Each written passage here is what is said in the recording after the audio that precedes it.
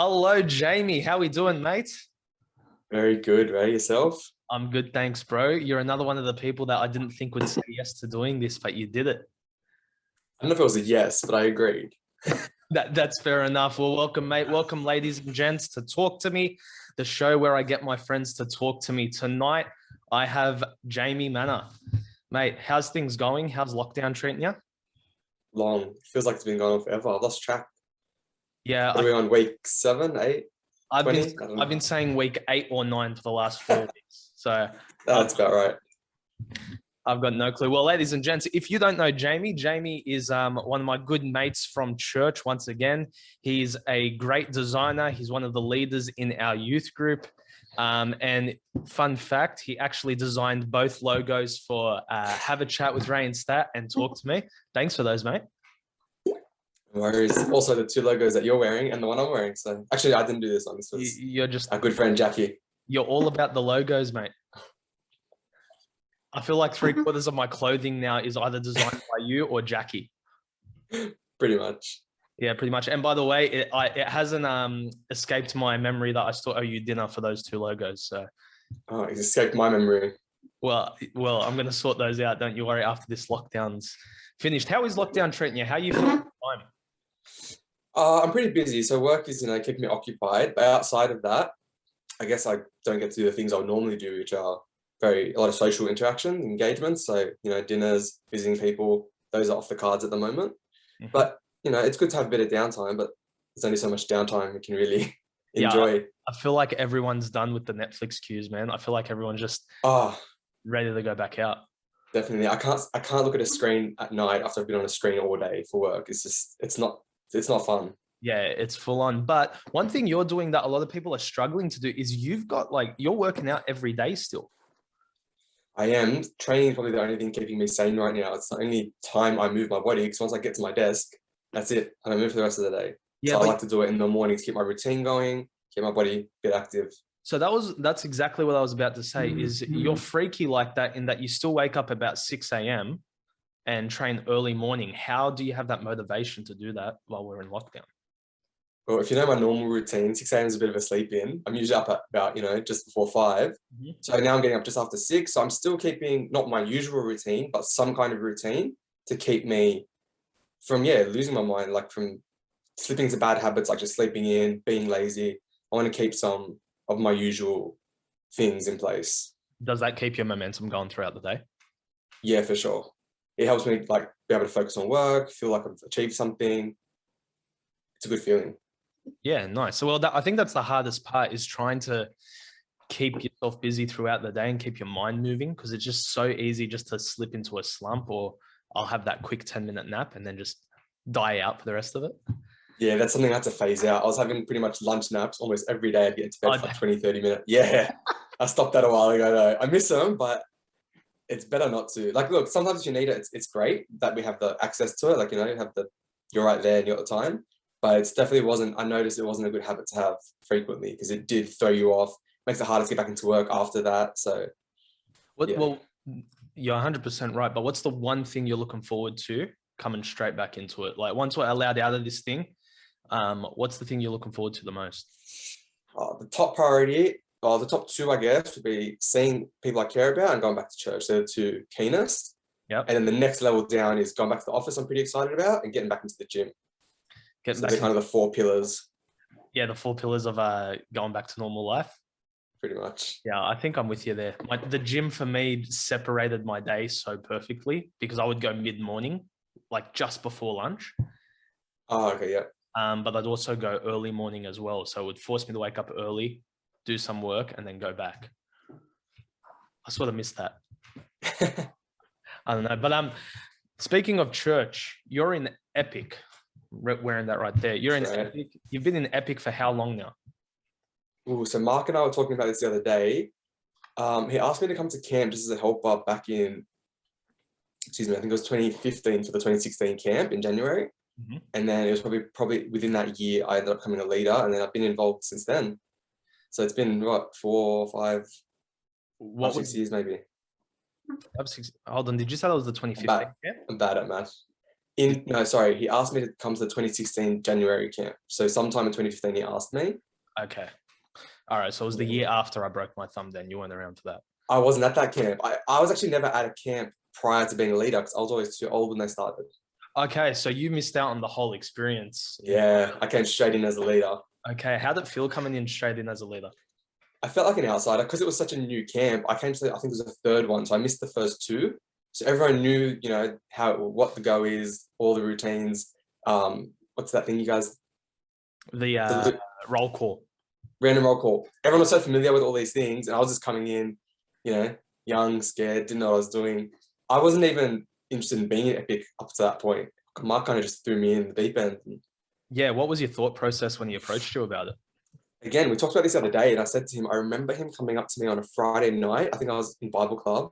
He was in the basketball court and asked me if I would just consider and pray about coming to camp as a helper. And then I was on the way to the bathroom. I went to the bathroom and I washed my face. I was staring at myself in the mirror thinking, what am I going to do at Epic Camp? Like, what do I know about teenagers? I was probably 22 or 3 at the time. And I didn't really have an interest. I didn't feel called at that time. But as I did pray about it leading up to the camp, I did feel like that's what God wanted me to do. And then, I went to that camp and the rest is history. It's one of my favorite. How long was the time period between him asking you and camp? Okay, I can't remember that much detail. I don't know when it was, but it would have been like at least 3 to 4 months prior to the camp because we've got a lot of prep to do before each camp each year. Yeah. Okay. So that's most people know. That's a decent amount of time, but it's still not a lot of time if you think about it. If anyone's ever organized a camp like that, it's pretty quick. It is a lot of work. But look, I was only a helper. So I wasn't that involved in preparing the camp. He wanted me more there just to help out, which is what I did for the first 2 camps. Okay, fair enough. But what's interesting is you didn't want to do it from the start. You didn't feel like teens were your avenue, but Epic and a youth type of ministry is normally the go-to for any young person. Like that's the one that calls them the most. What was it about it that you wanted to stay clear of? Oh, I think you know me pretty well. I'm not the average young person. And I don't know, I just wasn't drawn to the whole youth vibe, teenagers, the high school experience. I didn't have a problem with high school. I didn't hate it, but I didn't, I'm not one of those people that reminisces and says, I wish I could go back to school. Were you always older than high school? No, I'm saying I did enjoy it, but I wasn't obsessed. You know, people that peaked in high school and they they're constantly name anyone. But you hear them going about it all the time, like high school this, high school that's the best time of my life. I'm like, I enjoyed it, but it's not the best thing ever. Yeah, I didn't want to re-experience that or anything. Yeah, fair enough. But did you feel like it was a re-experience jumping into Epic? No, not from the position I was going in there as, I guess. And I didn't realize that. That's why once I did realize what my role would be, to obviously not be a high schooler, I enjoyed having that relationship with the teens. So that first year, you're just a helper. You're not doing much else. You're just doing the odd jobs? Pretty much. I was the run-around errand boy. Okay. And then when does that turn into you moving into a position in Epic as a full-time helper leader? Yeah, so like I said, after that camp during the year, Mark asked me to step in as a full-time leader, which I got to get some more exposure with events and, weekly Friday nights. And then we had one more camp where I helped out. And mind you, through these first couple camps, a lot of things were happening at church. We lost a lot of people and a lot of leaders. So by my 3rd camp, all the people that I had helped were gone. And it was kind of on me to pick it up and do something awesome for this camp. And that was when I did the massive paint day. Okay. If you remember that one. I wasn't there for that one. Are you kidding? Yeah. No, I wasn't there for that one. I thought I had photos of you there. I'm pretty sure I wasn't. Surely with the white t-shirts? No, maybe I was. I think I'm thinking of the wrong year. Is that the one where we took the massive photo against the fence? Yeah. Yep. Okay. Then I was at that one. I'm sure you were there. I think that might have been my last. So I pretty much organized a massive paint day where we had liquid paint and powder paint. Everyone got an Epic Camp t-shirt in white. And we just smashed it with paint. I don't know if you want to. Yes. So you should probably post some photos attached to this. Yeah, podcast. I do remember that now. Because as soon as I took it home, I washed the shirt and all the paint went off it. Well, I had to use non-toxic paint for the teens, which there's a big argument about. Everyone teased me, but if you wanted it to stay on the white, you had to use toxic paint, which you just couldn't do. You heard it here first, ladies and gents. Toxics are good. That's not what I said. I don't think that's what I said. Hey, we can make you say anything on this thing. That's the great part about it. So what's it feel like getting that pressure put onto you then? I mean, you've got a bunch of leaders moving on and it sort of all falls onto you. How does that sort of feel at that point? Look, obviously, thank God we still had an awesome leadership team. It was just the senior leaders that had gone that I had to kind of fill in for. So I had, like I was a helper earlier, I had awesome people under me. So we made a good team ourselves, and we just stepped up and we just said, look, it's not going to be, we're not going to try and replace the people that are gone, but we just want to make something awesome without them there. And I feel like we achieved that. And every year now is pressure on myself to kind of step it up each time and make something awesome, but not the same as the year before. So we've tried to do different events and different activities. That's the two-edged sword of it, to be honest. Exactly. But it still is a lot of pressure, right? I mean, you're what, 25 at that point? By then, yeah, probably about that. So you're a 25-year-old bloke who's sort of got a whole camp on his shoulders in some of the activity side of things.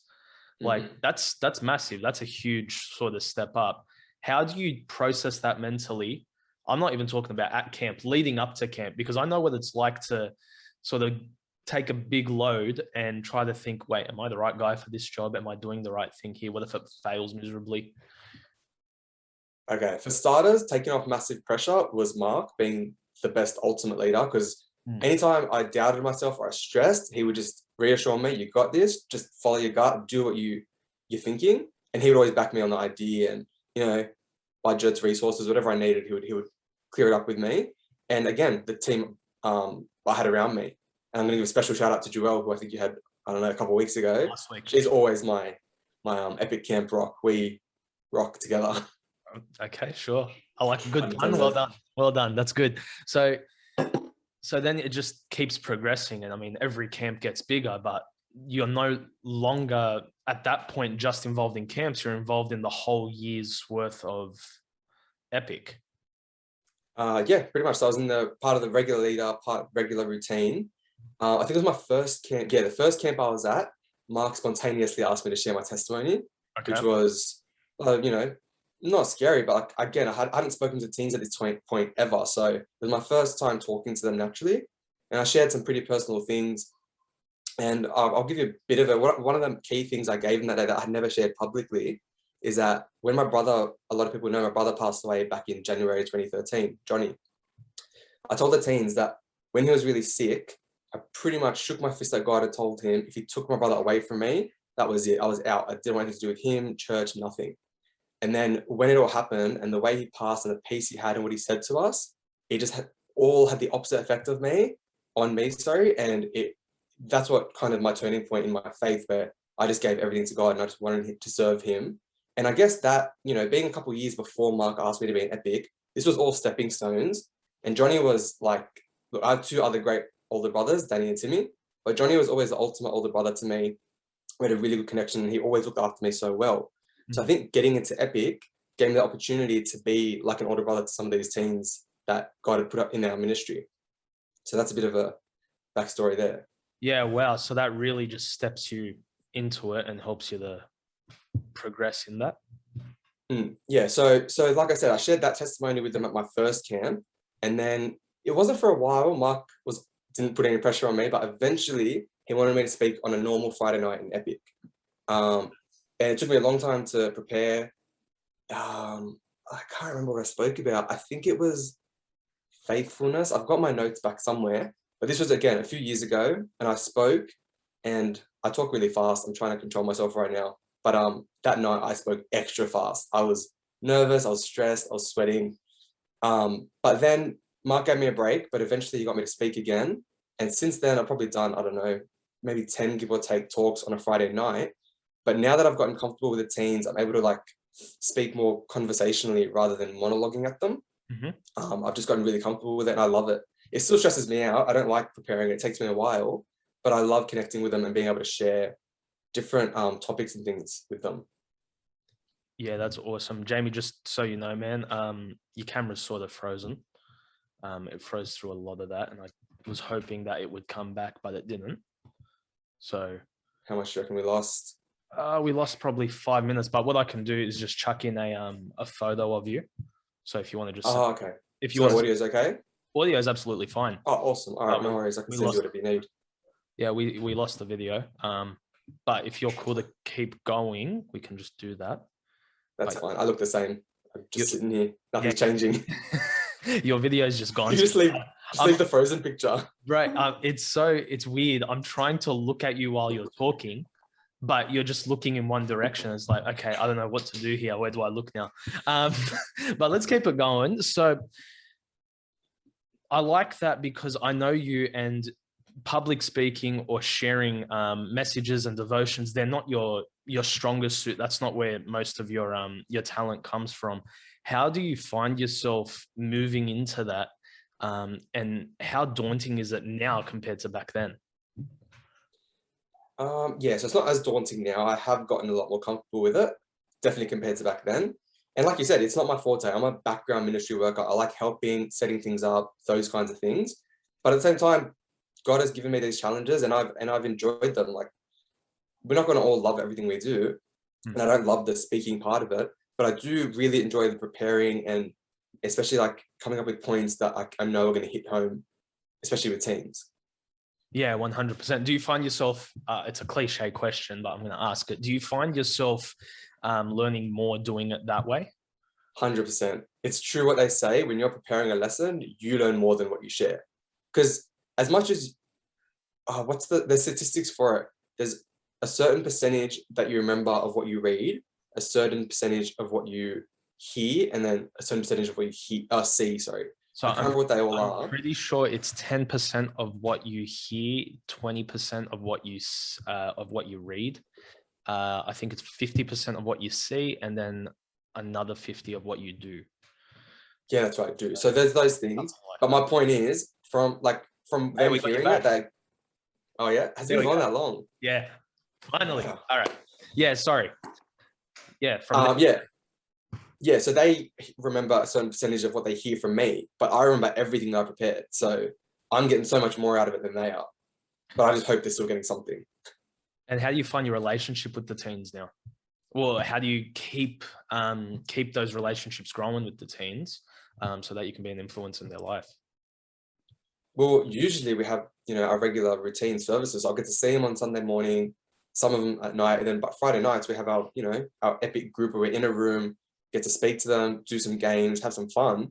But COVID's really messed that up for us. So we have a really good WhatsApp chat with the teens where we get to interact with them a bit, but it's not the same as seeing them. So I feel like I haven't connected with a lot of them in a while. Yeah, this is really hard, this whole COVID situation. It's really put a dampener on a lot of the things that we do. Yeah, for sure. Okay, so Epic is running pretty strong. You're pretty happy with how things are sort of going for the most part, COVID unrelated? Yeah, well, even in COVID, we've picked up what we did last year where we do Zooms on Friday nights. And again, I did a couple of talks last year on Zoom. I hated it because I feel like I was talking into a void where you have no feedback. You can't even see some of their faces because they don't want to put their camera on. But we've done that again this year, and I've actually been more comfortable. I did a talk a couple of weeks back, and I feel like I was able to get a bit more engagement. And it's the best we can do. We try to do some games on there, just as much as we can do to still be able to connect with the teens in this situation. But outside of it, yeah, back in the room, we had a great vibe going. We had a full room again, and it was awesome. What do you find the biggest challenge to be in a youth ministry?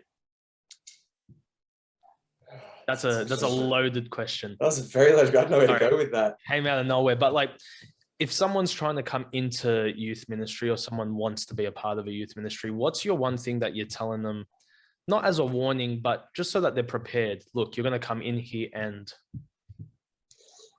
there's always eyes on you. Okay. And you'd think that it's just the teens, and they are definitely on you, but I kind of think everyone kind of has, there's that added pressure because it's such an important ministry, and there's such a, what's the word? Not fragile, like it's a foundational time for these guys, because once they step out of Epic, they're adults and they're in the real world, and that's when it's on them to make decisions for the rest of their life, what they want to do.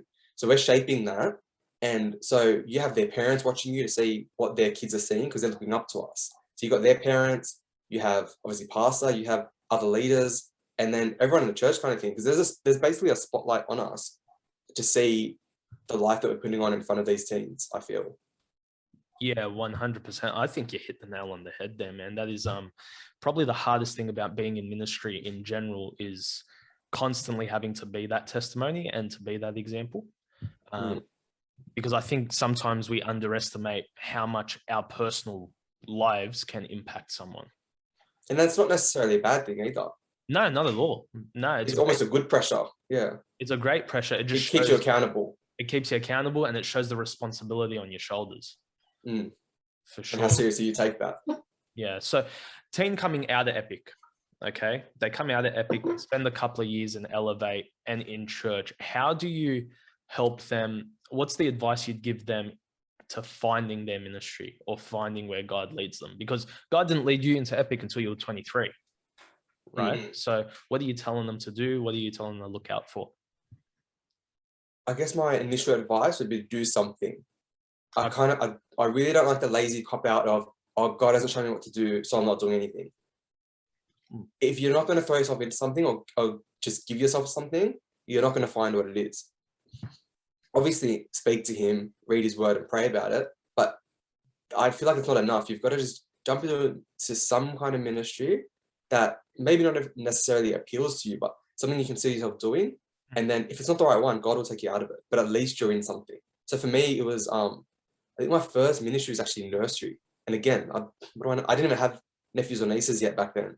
But someone asked me to jump in and I did. And I actually loved it. And I did that for years. But from that, it led me to Bible Club, which again, I did for years. And then that eventually led to Epic. So I've kind of been through all the different kids ministries in the church, not even being a kid guy. But now I guess I am. Yeah, it's funny how God really changes the type of person that you thought you were. For sure. And there's that verse that says, be trusted with the little things and he'll trust you with the bigger things. And it looks like you did that. So did you go through Epic? Like as a teenager? Yeah, of course. Actually, no, wait, it started when I was in about year 9, I think. It started in 2007. Okay. So, yeah, I got half it. But back then, this is when we were in Chester Hill and we didn't have a room to meet in every Friday. So Epic was pretty much once a month event where we do an activity, have a devotion, and that was about it. It wasn't what it is today. Was your last year 2010? Yeah, that's when I graduated. Okay, that was my first year. I was trying to figure out. We had just moved into church then, right? Yeah. Into the Regent's Park building, yeah. Yeah, that was our first year. So we kind of started regular Fridays as I left. As you were leaving. And how'd you become a Christian? How'd you get saved? Let's take it all the way back. Yeah, really far back. Okay, so I was born in a Christian home. My uncle was actually the pastor back when I was born. So it's my mom's brother. Anyway, outside of that, all my family were pretty much within the church at that time. And I specifically remember being really young on my cousin Joanne's balcony, and we were sitting there just coloring in, doing nothing. I know what kids do. And I don't know what age I was, probably 4 or 5. And I remember her asking me if I'd ever asked Jesus to save me. And I was like, oh, later, like, you're too young to think about that. Let's just do what we're doing. And she's like, no, Jamie, it's serious because you need to decide for yourself. Just being in a Christian family doesn't do it for you. So I remember we stopped and we prayed together and I accepted Christ then. And again, I don't remember all the details of when it was. We're all 5 years old. Yeah. And I remember going inside and telling our parents, and they kind of brushed me off like I didn't understand. And I was like really excited, but no one cared. And then from there, I don't know if it was my age or their reaction. Years on, I doubted that salvation a lot. So I remember praying for salvation several times, often at night, especially like after, Friday, Bible club. And mum would pray with me, but she'd always tell me, if you've meant it, you only need to say it once. So eventually there was a point where I remember just praying with her one last time and saying, that's it, I'm sure. I don't need to keep doing this. So again, I was still young at that time. But then in, I think it was 06 or 07, we went to a Melbourne conference, it was an NBF, and that was when I dedicated my life to Christ. And again, I was still in high school. I still had some ups and downs. And then again, I mentioned earlier when my brother Johnny passed, that was my turning point where I just threw myself into ministry and gave everything to God. So that's kind of like a running history of my life story and my relationship with Christ. And that's sort of beautiful. I mean, first off, you've got a 4-year-old talking to another 4-year-old about Jesus. That's unreal. That's awesome. But then you sort of stick with it the entire time. And the turning point of your life that is meant to be the point where you turn away from God, or what you intended it to be, was the turning point that brought you closer to him and sort of made you go all out for him. do you look back at that moment and sort of freak out a bit over it? Because like I told you, I, threatened God to walk away from him. And if that happened, my life would have turned out so differently. I don't know where I'd be now. Yeah, that's insane. That's mind blowing to me, to be honest. I didn't even know that. So you grow up in the church, that side of your life is sort of pretty much set, not in stone, but it's sort of set now because you're doing your thing, you're in Epic, you're in ministry. But then you got your outside life. What's the one thing that you sort of go to straight away for, I guess, relief or just to get your mind off everything? I guess I used to be a big movie guy. I used to watch a lot of TV, love movies. I don't know. I feel like I've changed a lot through my 20s. I'm 28 now, so I'm, almost out of them. You're old, But bro. my interests have changed a lot. Sorry? You're old, bro. Yeah, thanks. We lost your picture again, so you're just staring dead at us right now. Well, that's okay. That's right. We'll throw in a filler picture. But so my interests have kind of shifted throughout my 20s. But I was never, you know me, I've always hated sport. That is the one thing about me that has never changed and still hasn't changed. But I was always the chubby kid in school. So I was kind of on and off trying to go to the gym, trying to get fit. But when I finished school, I was probably at my heaviest and I just got into running. I just ran and ran and I lost a lot of weight that way, but I never had any strength. And if you know my brother Tim plays football and he's huge. Like he's very, very strong. Yeah, you come from probably the most sporty, athletic family there is. Yeah, which is the irony of me hating sport, which is not lost on anyone, especially me. So so I started kind of doing a bit of light training on my own a few years back, just trying to get a little bit fitter. And then it wasn't until I started work at this job I'm in now in the city a couple of years back, I started looking up boot camps in the city to do something different leading up to summer, is it summer shredding, summer board? And then I thought, I don't know if I want to go all the way to the city to train in the cold. Maybe I'll just look for a boot camp around my area. I started Googling boot camps and then this CrossFit gym came up. So I just put in my details and then I got a call like the next day to say, come and try it out. I came in for a trial session and then I was pretty much hooked on the spot. I went back a couple of mornings later and signed up. And then that's kind of been my fitness outlet since then. I'm not great at it, but I've been enjoying it. Okay, I'd beg to differ, not being great at it. What hooked you? What was it?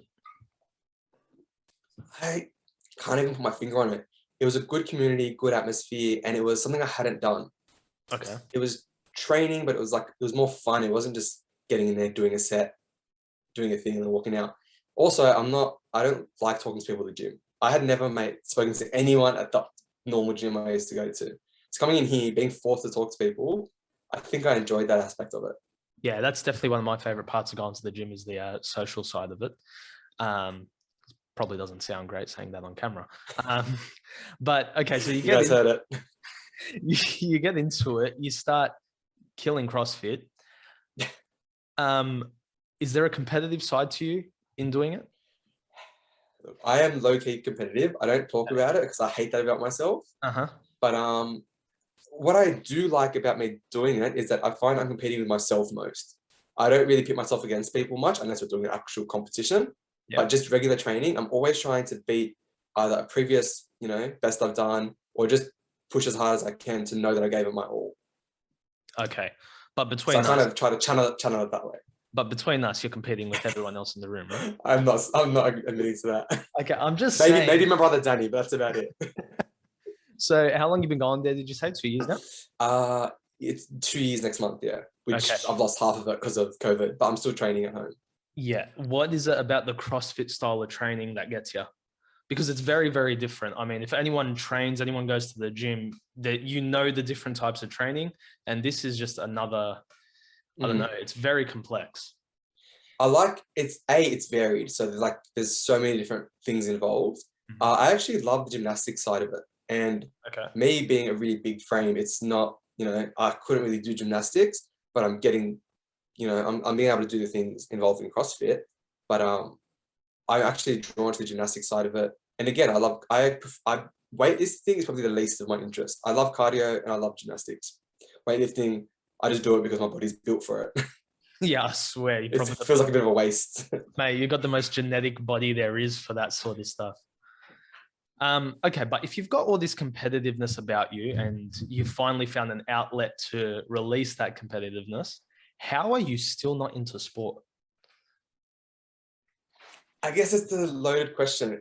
Technically, CrossFit is a sport, so I guess Yeah. I am now, but I still say I'm not because I still hate going to the footy.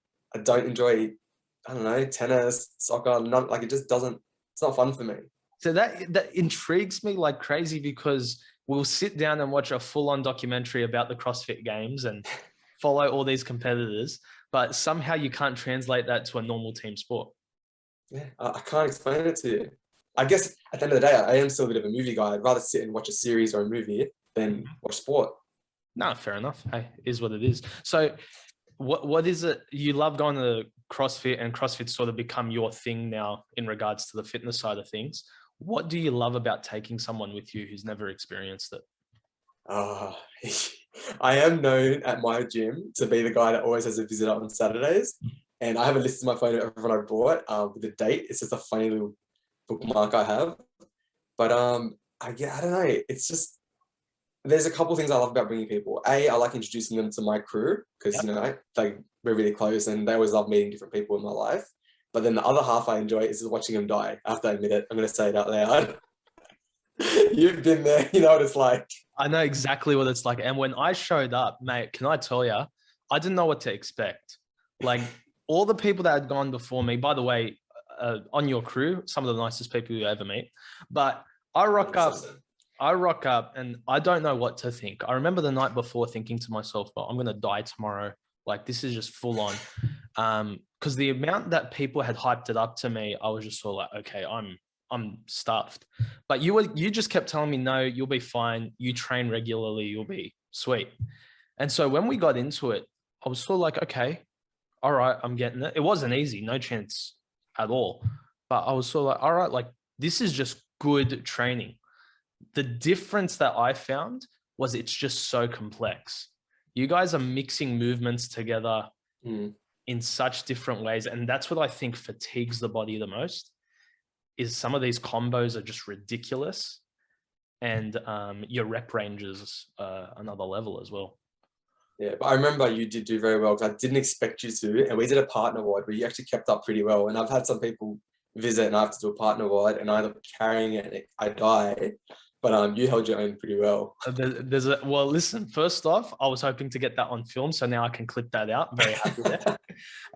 But second, there's a specific story about someone that you had to carry the whole way through that makes me laugh entirely. Listen, I'm just saying you could name and shame them, be pretty funny. If not, Look, again, I've had a lot of people visit. I've had a lot of partner wads with visitors.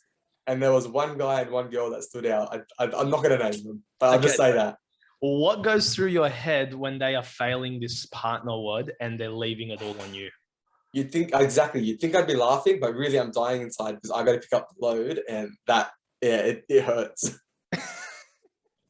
How much regret goes through your system at that point? A lot. Like the enjoyment of watching them die turns into regret of having to do their work.